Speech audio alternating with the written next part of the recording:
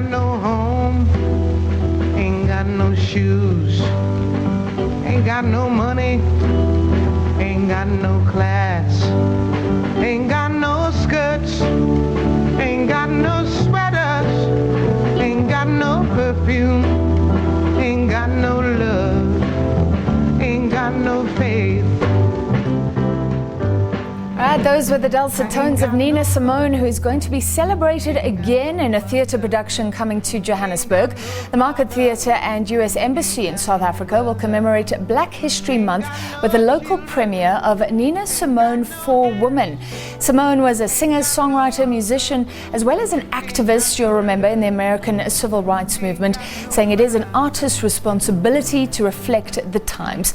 To discuss, we're now joined by the artistic director for the Market Theatre, James Ngcobo, actress in this production, Busi Lurayi, and Anthony Deaton, Public Affairs Officer from the US Consulate General. Welcome to you all. Let me start with you, James. So, Four Women was one of her songs. Explain how this sort of frames this production. This is actually just so amazing. She wrote this song in the 60s, and Christina Ham, who, in my view, and when you look at the young black playwrights in America, there's Christina Ham, there's Marcus Gradley, there's Nicole Salter, there's Dominic Morrissey. They are writing such prolific works, and you can tell there's an inspiration from the James Baldwins, the Lorraine Hanspreys, and so I read this piece, as you said earlier, Francis, in your opening, that we've had this relationship with the US Embassy. This is actually our sixth work that we've done together. We're the only theatre on the continent that produces these works, and I read this piece. There was a pertinence about it that speaks to such intricate conversations that black women are having. And you read the piece, yes, with a clear understanding that it is a period piece set at a certain time, but it speaks very much to the contemporary tapestry. And I knew that our patrons at the market, who we have now introduced this content to, that they would warm up to this work, and they are coming to see the piece. So it's a global production now in South Africa with a local cast. Yes, and we've done it as in its originality, as an American piece, and so we're getting a lot of young people, old people, black and white, coming to see. And for me, as the artistic director of the market, I love the idea that we challenge ourselves, we challenge the artists, we challenge our patrons with being an idea of being brave in how we curate works. And we've just been so blessed with this relationship with the US Embassy. And as somebody who is always very clear about the fact that you could never make a piece of theatre on your own, I had to really dig deep and find the most beautiful actors to dissect this work with. There is a lot of musicality in it, and I worked with Tsepo Ngoma and a young guy called Brian who plays the brother of Nina, who came to this meeting with Nina, and we use him as a foil that whilst Nina is having this banter with these other women, he sits there and he's working on the music that they're writing together, and that becomes the underscoring of the play. And then we've got a Steinway and another piano and drums. So I really am dying to see it. Anthony, he was talking about this relationship. So it's been 6 years. The US representatives in South Africa, what's in it? What are you trying to achieve, partnering with the Market Theatre? It's a fair question, and I think it speaks to the broader mission that we have in terms of cultural diplomacy here in South Africa. And so we're in a position where we can give grants that bring American experts or American culture to South Africa, but we need good partners, people who can help make those productions happen. For the past years, we've had a wonderful relationship with the Market Theatre. They have been given grants to produce plays that focus on sort of the African American experience, but in bringing it to South Africa, it resonates in a very interesting, special, and close way, because we see a lot of parallels between the liberation struggle here and the civil rights movement in the United States. And so bringing those two worlds together is a platform for a conversation in the present about the past that we can chart a way into the future together as South Africans and Americans. So tell me more, what is the message from the civil rights movement for us in South Africa today? Well, I mean, I think it's the message of the civil rights movement is the message in many ways of the liberation struggle. It's a message that is universal, and that is one of equality, one of recognizing shared humanity. We are all equal. We are all brothers and sisters together. And yet, there's also a tremendous amount of diversity in the world. There's diversity in the United States, in the American experience, as well as in the South African experience. But we are two countries that work together in many different ways on many different issues. And creating an opportunity for these kinds of conversations to bring our two sort of cultures together, I think is really important. And it's really wonderful that the Market Theatre is also doing matinee performances for disadvantaged high school students as well, so that they can be part of this conversation. So, Busi, tell us about your role. This is about 4 women, all impacted by the color of their skin. Yes, tell us about yours.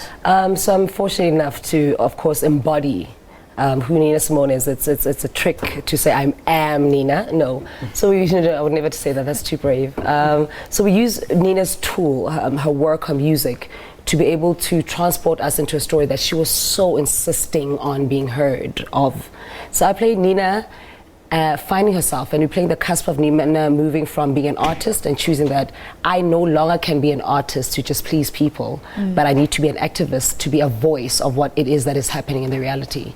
And she comes into this church, the Birmingham church that was bombed in 1963. She comes in sort of like very lost and wanting to find some sort of solace and wanting to find what is it that we are missing, what is it that I'm meant to say.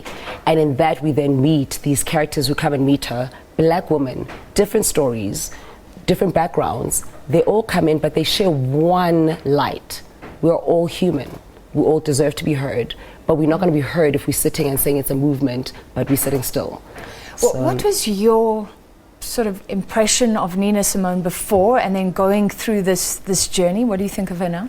Look, I looked at Nina's music as it was inquisitive. I wondered, who is this woman who's so bold to speak in a voice that I understand? I understand jazz music. I love it as just a music, but her words, her lyric, always made me question what is it that music does to me.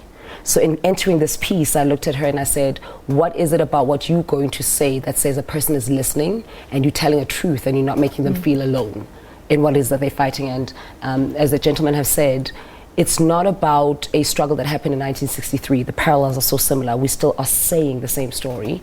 We're still going through the same thing. But what is it that we do? We're storytellers. And so if we can be afforded to be given Nina's voice, a piano voice, a guitar voice, news, what you guys give to us, we sometimes are not enough on our own. So we sit in a space and we go, if Nina was able to write songs that made people question, fight against what was happening, and not just conform, I then have a responsibility, like she said, in my time to say, it's easier for me because I've been given a backdrop. To stand up, yeah. It's easier for me to stand up and say, I've been informed. So 1963, I think that's often seen as the distinct move from artist to sort of activist. How do you try and capture that, James? Oh, I mean, I've just been so blessed to work with a lady called Nadia Cohen, who actually has designed all these pieces that we've done.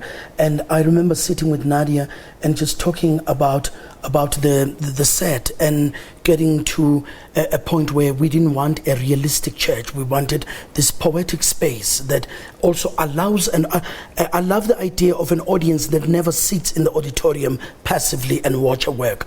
I like an audience to be the other player, to be absolutely involved. And so we wanted to capture these biographies and how they collide, and to give them a space that allows for that collision. 63 is a very interesting year, like Anthony was talking earlier. You know, Zambia is just on the cusp of their independence. Ngcobo sees where he's starting. Albert Luthuli is about to be the first African to win a Nobel. There was something about emancipation that was going on at that time in America and on this continent, and that is why we're finding I've met people who come from West Africa, East Africa, who come to the market to watch this piece, and they go, my Lord, it just echoes what was going on in my country. And theater for me it has to be that. It has to be that extra narrative. It has to be that extra space where audiences are able to I love an idea when people come to the theater and after the show they sit and have a glass of wine and talk about the play, because there is some way it moved them. And I sat with these actors and I remember saying to Busi, it's very tricky to play somebody who's lived. And we approached it with all humility and respect and just picked up, and she was just such joy to direct. And you must see how she dances as Nina couldn't dance. She was a pianist. When she dances, like she's breaking her body, and it's just so odd. And it was just looking for moments where we say, in this pocket of the production, what are we saying to the audience? What are we showing the audience? And what Christina Hem did very well, that the audiences will discover another side of Nina, is her love of classical music, of Beethoven, of Chopin, of Schubert, and that she drank from that well of those masters and created what she called black classical music. And it's funny also. You don't sit in the theater and feeling like you're being given a lecture about a woman who lived. You know, it's good. She had a very quirky sense of humor that she captures beautifully, and a sense of humor that comes from having lived and a bitterness, you know. And there is a rage that she had, and we had to work out how we present that until we actually realized that Nina was angry. It was a time when people like Nina would have been very angry. And one more thing I wanted to say is that at that time, Nina has met Yuma Sagela, has met Miriam Makeba, has met Professor Kiorapete Khosisile, who was an associate professor at the university in Illinois. So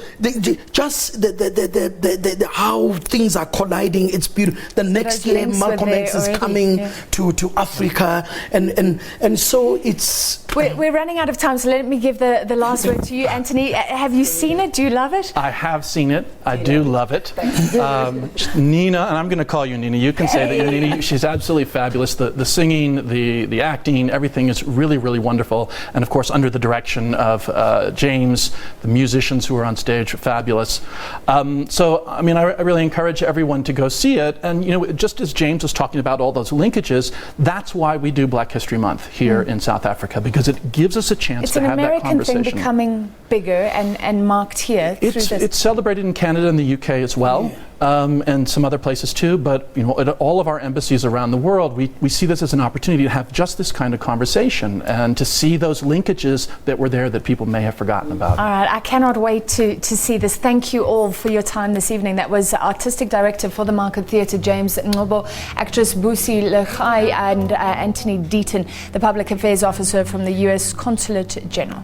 Ain't got no money, ain't got no class, ain't got no skirts, ain't got no sweaters, ain't got no perfume, ain't got no love, ain't got no faith. I ain't got no culture, ain't got no mother, ain't got no father, ain't got no brother.